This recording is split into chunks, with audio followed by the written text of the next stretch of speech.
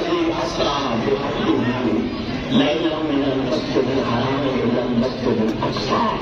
یہ سفر کی ابتدا اور انتہا بتائی کہ یہ سفر کہاں سے شروع ہوا. مسجد اقصیٰ سے شروع ہوا. وہ مسجد جو حرم شریف کے اندر ہے کہاں تک ہوا؟ اس مسجد تک جو دور والی مسجد جو اللہ کے اندر ہے اور جس مسجد کے اندر انشاءاللہ عزیز ہمارے موجودہ قائد محترم کا یہ اعلان ہے اور ہمیں یہ یقین ہے کہ انشاءاللہ یہ لبیک والے اپنے قائد کی اطلاع میں اسی مسجد اقصیٰ میں نماز جمعہ بھی ادا فرمائیں گے.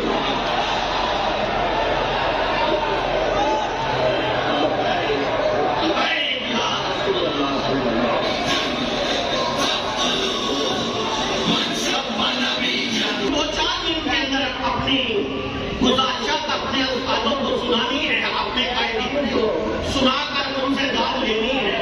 سفر کہاں سے کہاں تک ہوا؟ مسجد حرم سے لے کر مسجد اقصیٰ تک. میں نے اس کا ایک دوسرا معنی بھی استادوں کو سنانا ہے کہ مسجد جہاں سے سفر شروع ہوا جو مسجد حرم ہے اس کے اندر سے یہ سفر شروع ہوا. حضور امام الانبیاء حضرت علی مرتضیٰ شریف اللہ حسنین کے ابا جان سیدہ کائنات کے سرکار ان کی حاشیہ حضرت جمعانی کے گھر تشریف فرما کا سفر شروع ہوا اور مسجد اقصیٰ تک اس دور والی مسجد, اس دور والی مسجد سے مراد ایک دوسرا معنی بھی علماء نے لکھا ہے اور وہ مسجد ہے جو آسمانوں کے اوپر ہے جسے بیت المعمور کہتے ہیں. اور یہ وہی مسجد ہے جس کے اندر میرے اور آپ کے آقا صلی اللہ تعالیٰ علیہ وسلم کی ملاقات حضرت ابراہیم خلیل اللہ سے ہوئی اور حضرت ابراہیم خلیل اللہ مسجد کے ساتھ ایک لگا کر تشریف فرمائے.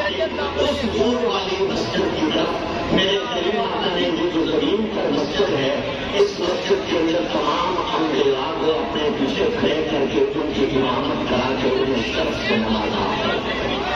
اور جو دور والی مسجد آسمانوں کے اوپر ہے جسے بیت المعمور کہتے ہیں, اس مسجد کے اندر میرے قریب نے دو طبقوں کو نوازا ہے. ان میں سے ایک طبقہ ملائکہ کا ہے اور دوسرا اس امت کے اولیاء کرام کا ہے. میں نے صرف اتنی بات کرنی ہے کہ نبی رسول اور رسولوں سے اللہ ہمارا نبی انبیاء کا مرتبہ اوپر ہے. ان کی امامت کا شرف میرے مصطفیٰ نے ان کو اپنے پیچھے کر کے زمین والی مسجد اقصیٰ میں انہیں عطا فرمایا اور جو آسمان والی مسجد اقصیٰ ہے وہاں ملائکہ کو اور اس امت کے اولیاء کو اپنے پیچھے کر کے انہیں شرف بخشا ہے. اللہ نے دنیا والوں کو بتا دیا کہ آج جس محبوب نے سفر کیا ہے نا یہ محبوب کوئی عام محبوب نہیں ہے. میں نے اس کے لیے ساری کائنات کا نظام بدل دیا ہے. نبی